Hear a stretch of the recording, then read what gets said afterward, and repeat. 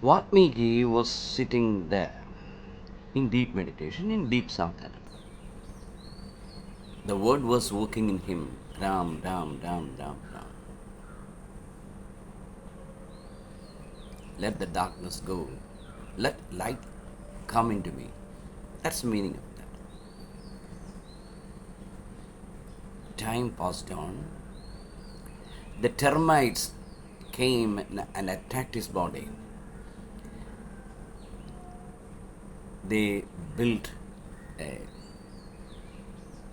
mud farm around his body. After years, the Saptarshis came that way, and I don't know whether they have forgotten that they have placed a person in that forest for sadhana. They heard the mantra Ram, Ram, Ram, Ram. They were curious, and they brought Ratnagaran out of the termites. That's why he is called Valmiki, the person who came out of the living place of the hill of termites. They gave that name to him. By this time, he was a realized soul. Who is a realized soul? A realized soul is a person who has attained such a level mentally that he can cross over the ordinary dimensions of a human being. See, we are in a particular level. We are all human beings. We have these dimensions: the length, the breadth, the height, and time. We can cross this thing. Whatever we think, whatever we understand, whatever we contemplate, whatever we assume, whatever we imagine is inside these dimensions. But there are many worlds outside these dimensions. The great rishis of India had already proclaimed that there are 14 worlds.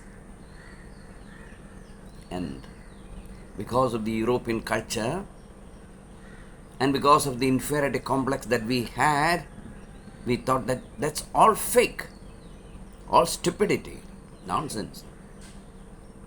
But now the quantum physics, it has proclaimed that this is true. There are many dimensions out of this length, breadth, height, time continuum.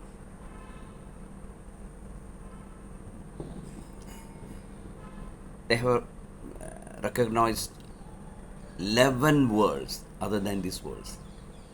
It's very difficult to understand, of course. Even Albert Einstein couldn't agree with this. But he had to, because it is mathematically proved, scientifically proved that worlds exist outside our world. Our mind is limited. It can only think of things that are created, preserved, and destroyed. We can't think of anything, we can't understand anything which is eternal, which is never born. The concept of time is so strong in us, we can't think out of it. But Albert Einstein himself proved that time is only a dimension. And it is a relative dimension. See, length is relative, isn't it? 10 centimeter is shorter than 100 centimeters. That is relative. Height is like that, weight is like that. Similarly, time is also like that. If you can travel in the speed of light, you can cross time.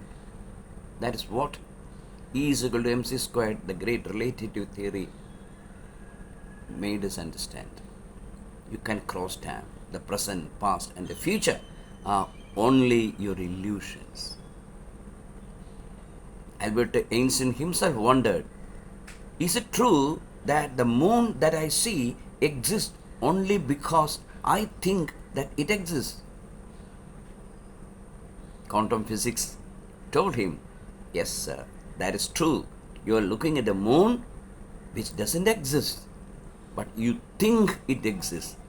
It exists only when you think. An illusion. The whole world is an illusion. So what is the sadhaka's ultimate aim?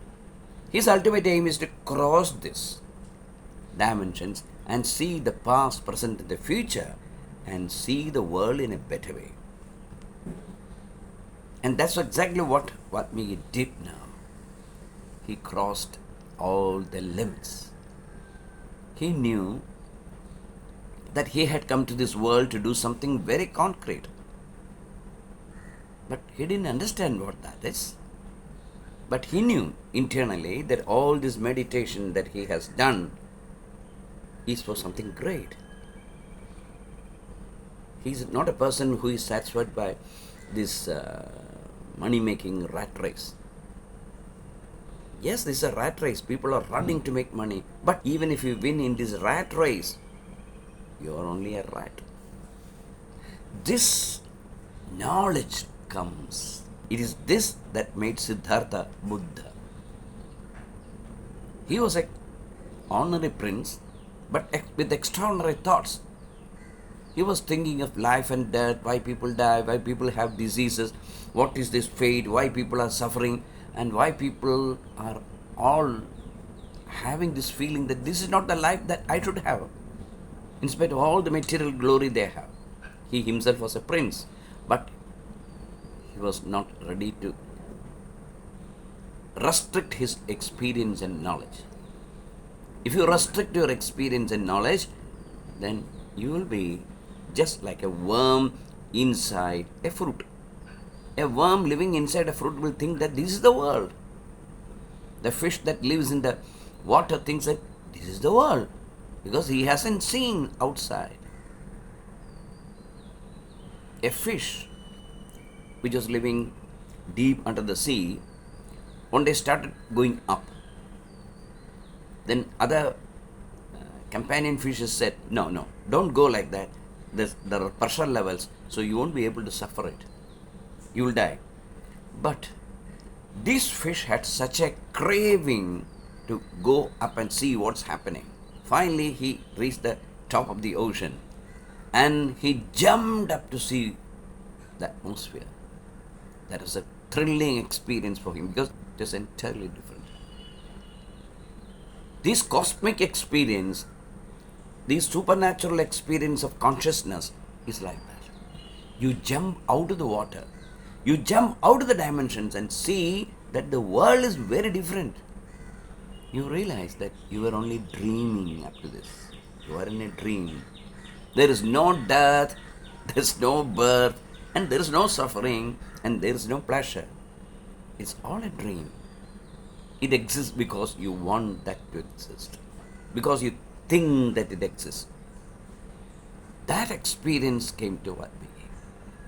Of course, the fish went back to the depth of the ocean and said that there is a world, there is a dimension which is absolutely beautiful, which is wonderful.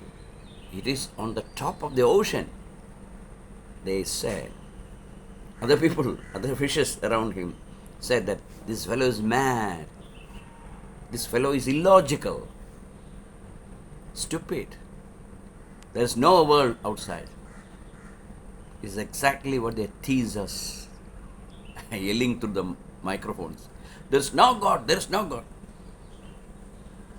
It's all irrelevant and immaterial and impertinent things. They had nothing to do with truth. All false, all fake. You ask them a question, have you ever tried to realize God?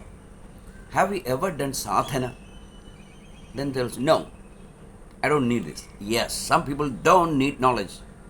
They will exist in this world just like a worm inside a fruit. Ratnagaran was a person like that. Now he is a spiritual fruit, not a spiritual nut. He was out of the clutches of Maya, and now he wanted to know what is in store for him. What is his life mission? And he established an ashram. And he started living there, studying all the Puranas, Vedas, and all that. And one day, he got a revelation